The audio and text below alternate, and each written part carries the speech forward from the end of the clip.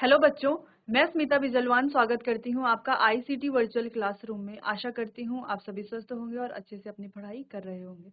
बच्चों, आज हम पढ़ने जा रहे हैं क्लास 6 की साइंस। क्लास 6 साइंस में हमारा चैप्टर चल रहा था सेपरेशन ऑफ सब्सटेंसेस, यानी कि पदार्थों का पृथक्करण। आइए तो स्टार्ट करते हैं चैप्टर को और बढ़ते हैं स्मार्ट बोर्ड की तरफ।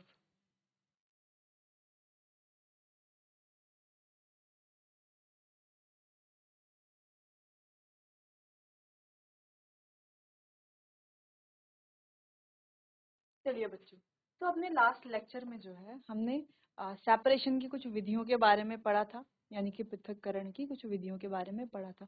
उन्हें एक बार रिवाइज करके आगे चैप्टर को कंटिन्यू करते हैं।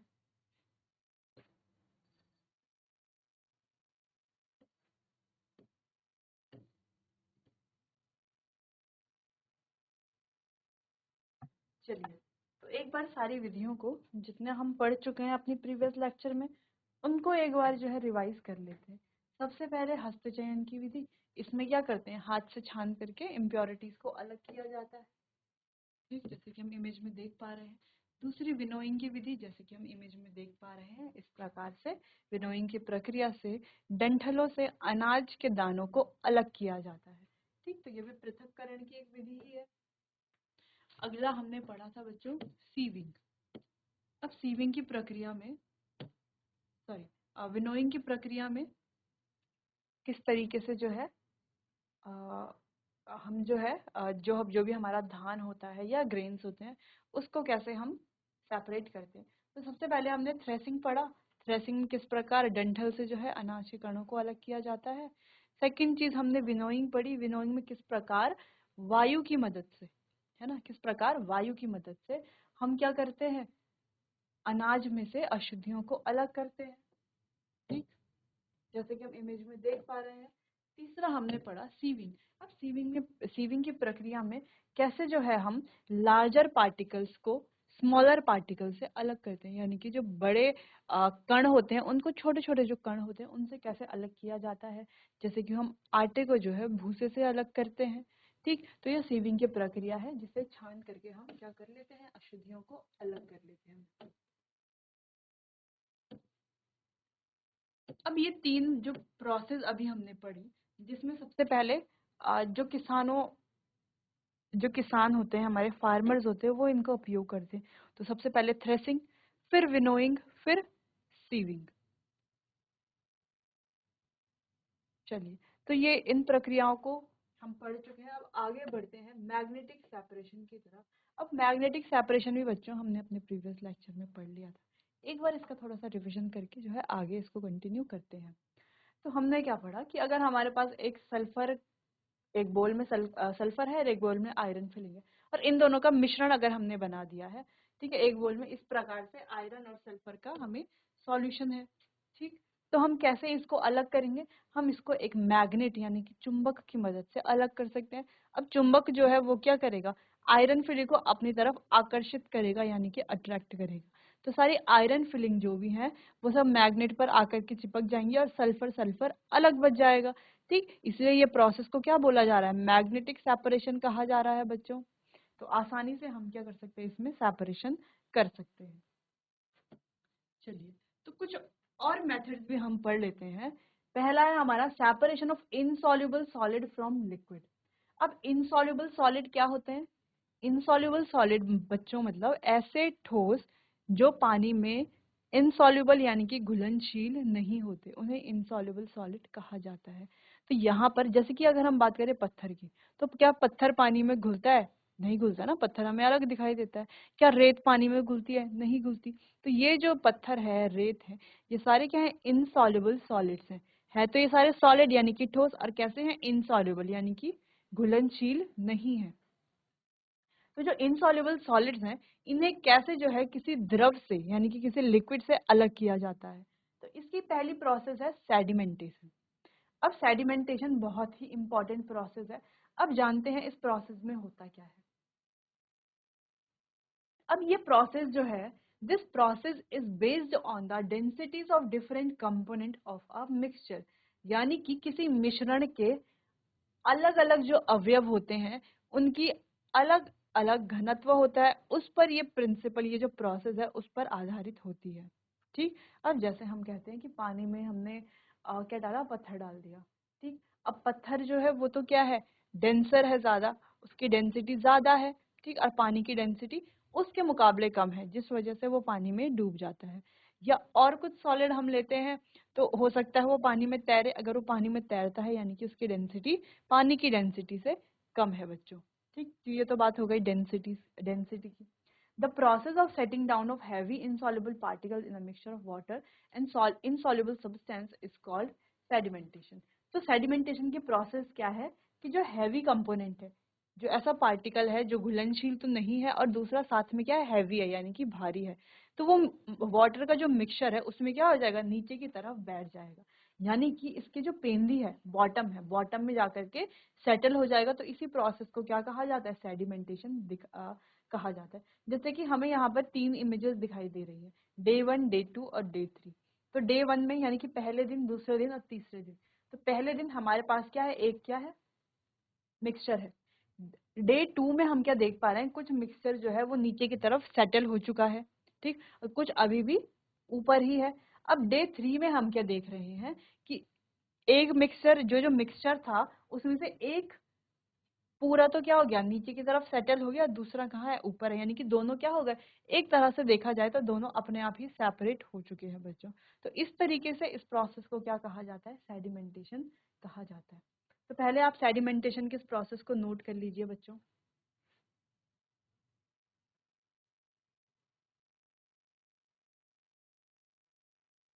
अब इसको सिंपली हम क्या कहते हैं, अवसादन कहते हैं।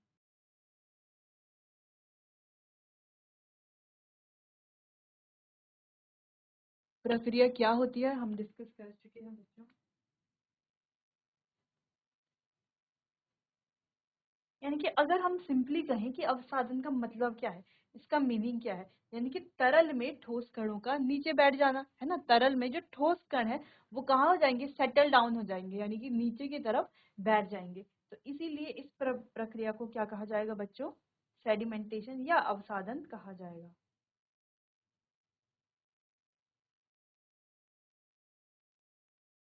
अब जैसे कि हमने देखा होगा, अब हम सेडिमेंटेशन का क्या एग्जाम्पल ले सकते हैं बच्चों। जैसे कि एक और एग्जांपल की हम बात कर सकते हैं, हमने एक बीकर लिया, उसमें जल भर दिया, ठीक है, और उसमें क्या डाल दिया, एक बाउल भर के मिट्टी डाल दी। ठीक है, मिट्टी हम डाल देंगे। अब हम क्या देखेंगे थोड़ा देर बाद, ठीक है, 1-2 घंटे बाद, इसमें टाइम लगेगा। ठीक, अब हम क्या देखेंगे कि जो मिट्टी है वो हैवियर कंपोनेंट है, तो मिट्टी क्या हो जाएगी, नीचे की तरफ सेटल हो जाएगी। अब हमें थोड़ा देर बाद क्या दिखेगा, मिट्टी मिट्टी पूरा नीचे दिखेगी और पानी पानी हमें अलग दिखाई देगा। यानी कि ये कैसा प्रोसेस है, इसी को क्या कहा जा रहा है, सेडिमेंटेशन या अवसादन कहा जा रहा है बच्चों।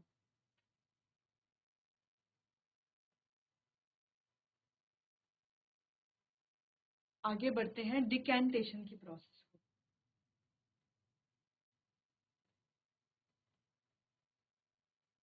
अब डिकैंटेशन को बच्चों हिंदी में हम कहते हैं निस्तारण।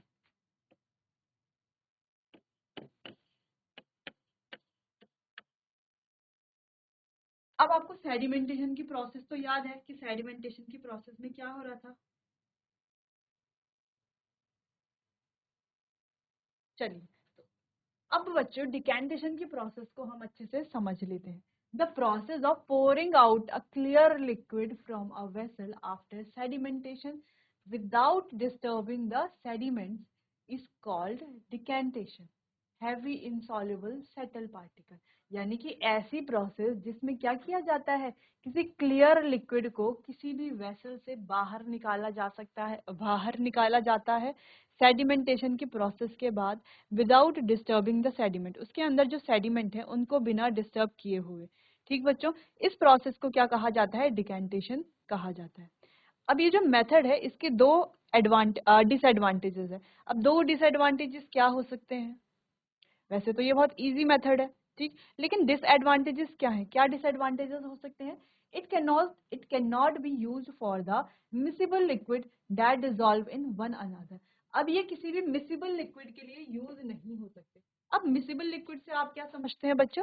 मिसिबल लिक्विड यानी कि दो द्रव जो आपस में घुल जाते हैं, ठीक, दो द्रव जो आपस में घुल जाते हैं, जैसे हम कहें कि दूध और पानी है ना, दूध और पानी आपस में अच्छे से क्या हो जाते हैं, घुल जाते हैं।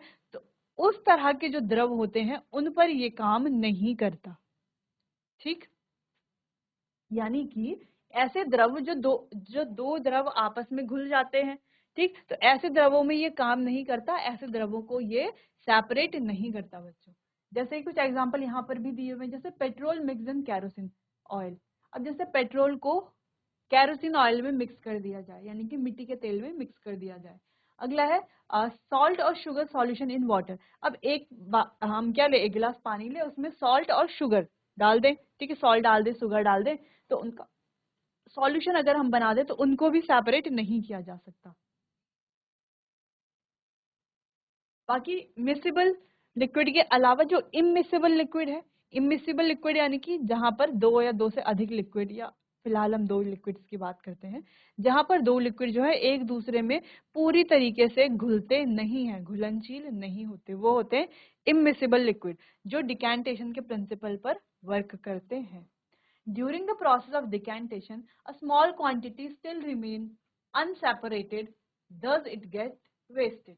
अब देखो इसमें क्या होता है कि स्मॉल क्वांटिटी यानी कि थोड़ा बहुत क्वांटिटी में जो हमारा क्या है सब्सटेंस है वो रह जाता है, ठीक है, यानी कि पूरी तरीके से हम उसको सेपरेट नहीं कर पाते। जैसे कि ऑयल में से, जैसे कि हम इमेज में देख पा रहे हैं कि ऑयल में से हमको क्या करना है, वाटर को अलग करना है, ठीक। तो पहले हमने इनको घोला होगा, ठीक है, वाटर और ऑयल को एक साथ घोला होगा एक बीकर में। फिर थोड़ा देर बाद जब हमने इसको छोड़ दिया होगा, तो जो हैवी कंपोनेंट है, अब ऑयल और वाटर में से हैवी क्या है, डेंसिटी जिसकी ज्यादा है, यानी कि घनत्व जिसका ज्यादा है, यानी कि जल जो है उसका घनत्व ज्यादा होता है, तो जल जो है नीचे की तरफ बैठ जाता है और ऑयल जो है ऊपर की सतह पर तैरता है, ठीक। अब ये तो सेडिमेंटेशन में भी हो रहा था, ठीक। अब हम क्या करते हैं, इसमें जो ऊपर वाली जो लेयर है, ऑयल की जो लेयर है, उसको क्या करते हैं, किसी दूसरे कंटेनर में पोर कर देते हैं, किसी दूसरे कंटेनर में डाल देते हैं, ताकि ये दोनों क्या हो जाए, सेपरेट हो जाए। तो जिस तरीके से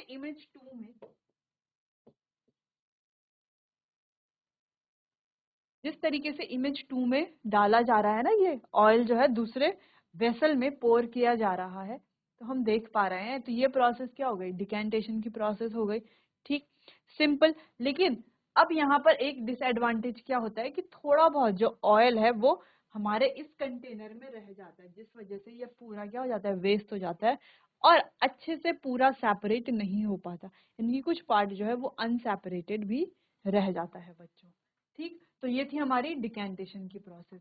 तो डिकेंटेशन की जो प्रोसेस है ये आपको अच्छे से नोट कर लेनी है बच्चों।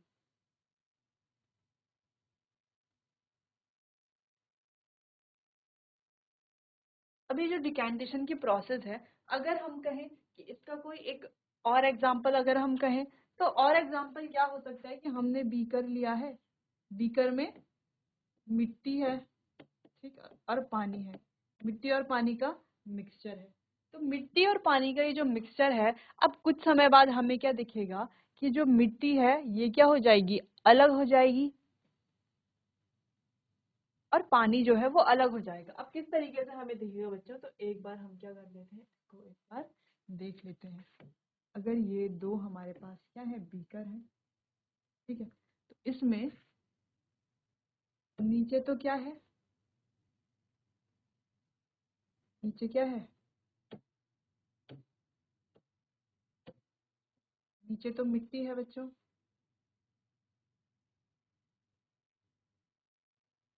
ठीक, नीचे क्या है, मिट्टी है, और ऊपर क्या है, ऊपर है पानी। मतलब ये जो मिट्टी और पानी है ये पूरी तरीके से क्या है, घुले हुए हैं पहले तो,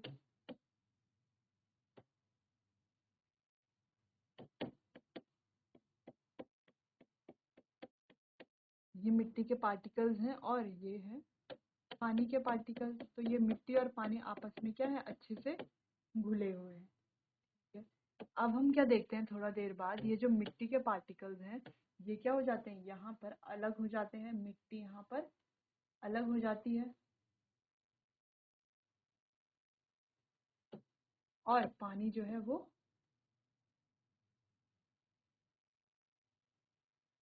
अलग हो जाता है। ठीक, मिट्टी जो है वो बॉटम में सेटल हो जाती है और पानी जो है वो सरफेस पे सेटल हो जाता है। ठीक, अब हम क्या करते हैं, इसको किसी दूसरे बीकर में पोर करते हैं। जैसे कि यहाँ पर ऑयल को सेपरेट किया जा रहा है ना पानी से, वैसे ही हम यहाँ पर क्या करते हैं, इसको पोर करेंगे किसी दूसरे बीकर में। ठीक, तो पानी पानी दूसरे बीकर में चला जाएगा, जिससे हम पानी को क्या कर लेते हैं, साफ पानी को अलग छान लेते हैं और मिट्टी को नीचे छोड़ देते हैं। ठीक है, चलिए, तो ये प्रोसेस हो गई हमारी डिकेंटेशन की प्रोसेस।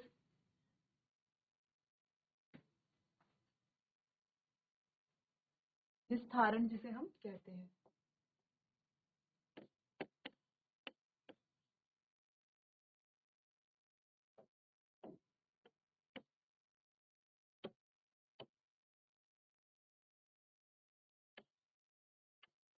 चलो बच्चों, तो इसे अब आप नोट कर लीजिए।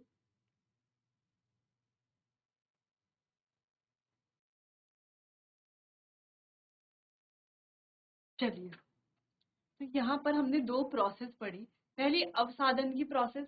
अवसादन में क्या हो रहा था कि जो पार्टिकल्स हैं वो क्या हो रहे थे, सेटल डाउन हो जा रहे थे नीचे की तरफ, जो हैवियर पार्टिकल्स हैं, बाकी पार्टिकल्स ऊपर रह रहे थे। ठीक, तो इस तरह से क्या हो रहा था, यहाँ पे सेपरेशन हो रहा था, इसे सेडिमेंटेशन हम कह रहे थे।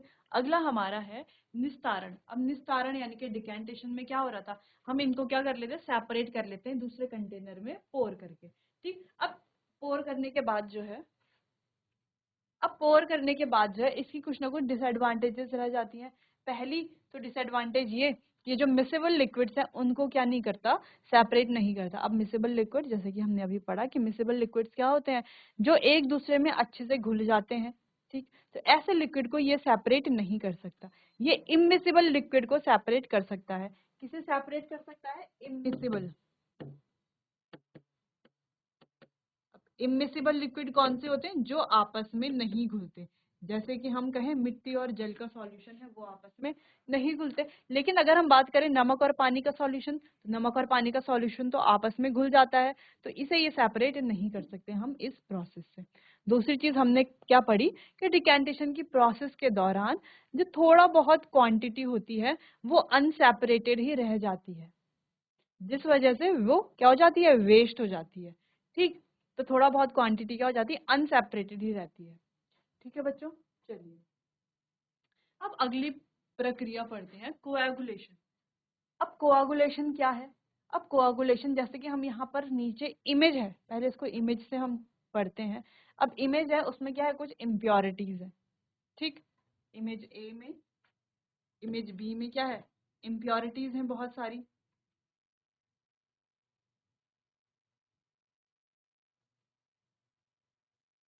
चलो, तो ये जो इमेज है ए वाली, इसमें बहुत सारी इम्प्योरिटीज हमें दिख रही है।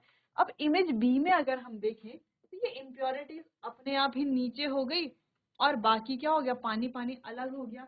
ऐसे कैसे हुआ, ऐसे इस वजह से हुआ बच्चों कि हमने पानी में कुछ ऐसी चीज डाली जिसमें सारी इम्प्योरिटी चिपक गई, और इम्प्योरिटी ने अपना एक क्या बना दिया, एक तरह से हम कह सकते हैं कि अपना एक गोला टाइप का बना दिया। इम्प्योरिटी, सारी इम्प्योरिटीज ने इकट्ठे होकर एक झुंड बना दिया।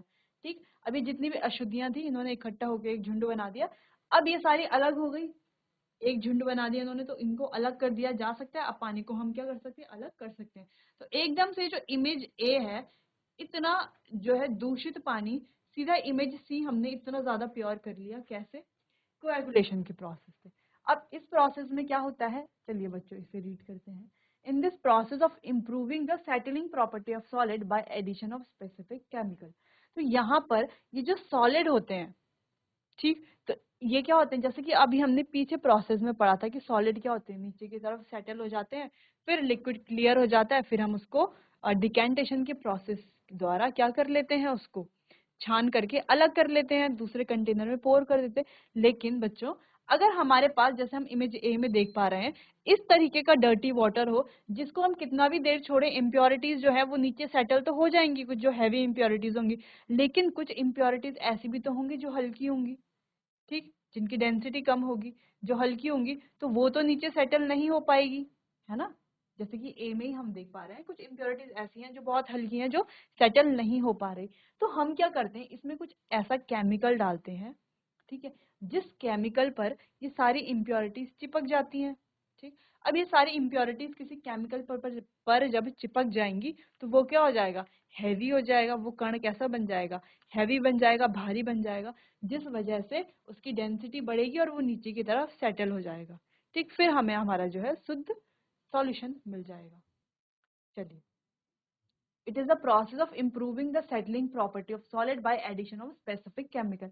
यानी कि किसी स्पेसिफिक केमिकल को डालने से ये क्या कर लेता है, जो सॉलिड है उनकी सेटल होने की प्रॉपर्टी को क्या कर लेता है, इम्प्रूव करता है। ठीक, when solid particle present in a mixture are not heavy enough to settle easily, some chemical can be added to the mixture to enable the solid to settle। यानी कि यहाँ पर वही बात कही जा रही है, यानी कि किसी मिश्रण में अगर ऐसे पार्टिकल हैं जो क्या है, इतने ज्यादा हैवी नहीं है कि नीचे की तरफ सेटल हो पाए। जैसे पीछे बच्चों हमने सेडिमेंटेशन डिकेंटेशन की प्रोसेस पढ़ी थी, तो वहां पर हम जो मिट्टी ले रहे थे, रेत ले रहे थे, वो क्या थे, हैवी पार्टिकल्स थे, जिस वजह से वो पानी में नीचे की तरफ सेटल हो जा रहे थे, पूरे के पूरे पार्टिकल्स। ठीक, लेकिन यहाँ पर ऐसे पार्टिकल्स है जो पानी में सेटल नहीं हो पा रहे क्योंकि वो उतने ज्यादा हैवी नहीं है, इसीलिए कुछ केमिकल डालने से उनको हैवी बनाया जाता है।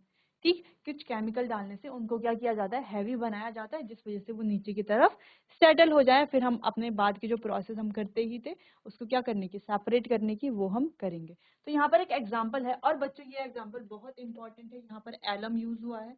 ठीक, तो when alum is added to dirty water. अब बच्चों ये जो इमेज ए में हमें डर्टी वाटर दिख रहा है, ठीक, इसकी जो पार्टिकल्स हैं वो उतने ज्यादा हैवी नहीं है, तो हमने इसमें क्या डाला, एलम डाला। क्या डाला, एलम डाला इस पानी में।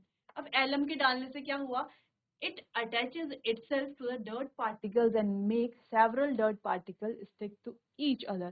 अब इस एलम ने क्या किया, जब जैसे ही हमने इसे पानी में डाला तो पानी में जितने भी डर्ट के पार्टिकल्स थे, यानी कि धूल के जो भी हमारा क्या है, गंदा पानी है, धूल के जो भी कण है, वो सारे किस पर चिपक जाते हैं, एलम पे चिपक जाते हैं, जिस वजह से और भी पार्टिकल्स एलम पे चिपक जाते हैं और सारे पार्टिकल्स एलम पर चिपक जाते हैं। लिखा हुआ है ना, several dirt particles stick to each other. कुछ पार्टिकल्स एलम पे चिपकते हैं, बाकी के और पार्टिकल्स उन पार्टिकल्स पे चिपकते हैं जो एलम पर चिपके हुए होते हैं। ठीक, this makes them heavier and help them to settle down. अब जब सारे पार्टिकल एक ही जगह पर चिपक जाएंगे तो आप जानते हैं वो पार्टिकल कैसा हो जाएगा, हैवियर हो जाएगा, यानी कि भारी हो जाएगा। ठीक, अब सारे पार्टिकल्स का एलम पर चिपकने से एलम हैवी हो जाएगा और एलम क्या हो जाएगा, नीचे की तरफ सेटल हो जाएगा। Alum is said to be a coagulating agent. तो यहाँ पर एलम को क्या कहा जा रहा है, कोआगुलेटिंग एजेंट कहा जा रहा है।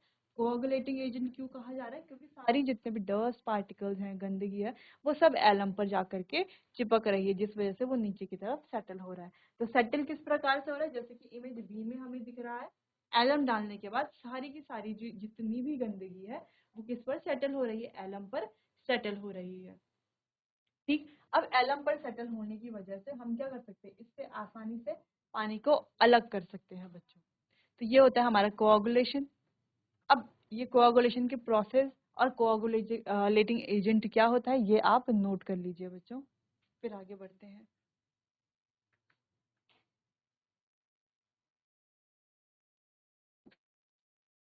चलो, इतनी बात तो आ गई समझ में। अब हमारी अगली प्रोसेस है फिल्ट्रेशन। अब फिल्ट्रेशन यानी कि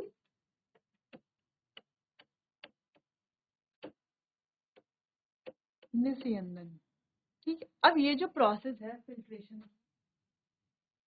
ये कैसे होती है, अब ये प्रोसेस हमने कई बार देखी होगी।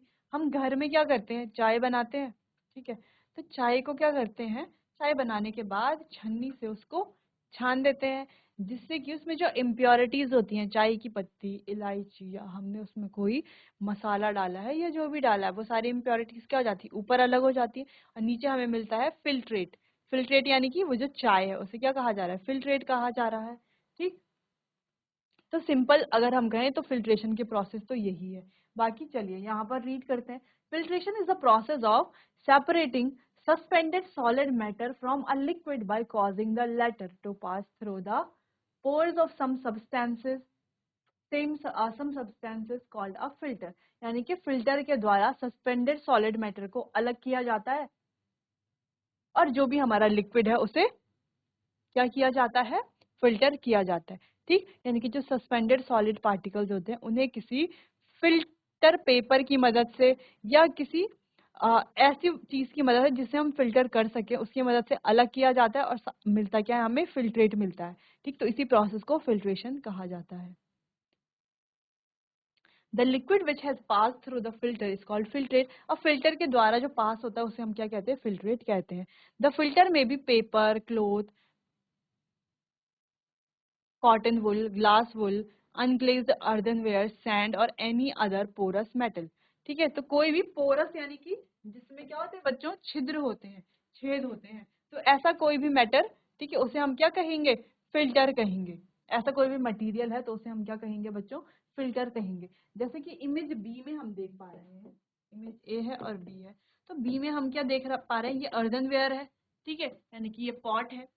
इस पॉट के ऊपर क्या बांधा गया है, कपड़ा बांधा गया है और उसमें क्या डाला जा रहा है, पानी डाला जा रहा है। अब हो सकता है उस लिक्विड में कुछ सस्पेंडेड सॉलिड पार्टिकल्स हो या कुछ इम्प्योरिटीज हो, तो वो इम्प्योरिटीज ऊपर कपड़े पे ही अटक जाएंगी और जो फिल्ट्रेट है हमारा वो नीचे चला जाएगा।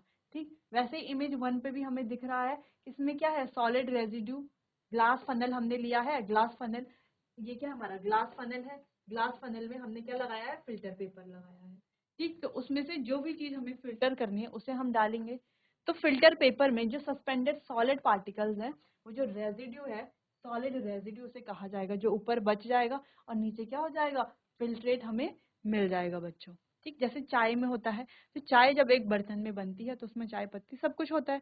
ठीक, तो छन्नी क्या करती है, वहां पर एक फिल्टर का काम करती है। तो छन्नी की मदद से हम क्या करते हैं, सारी चाय को डालते हैं।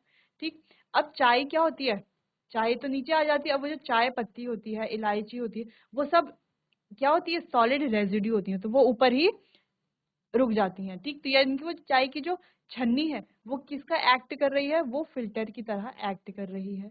ठीक, दूसरी चीज, जो नीचे हमें चाय मिली वो क्या है, हमारी फिल्ट्रेट है, और जो ऊपर चाय पतीले में बन रही थी वो क्या, हमारा मिक्सचर है बच्चों।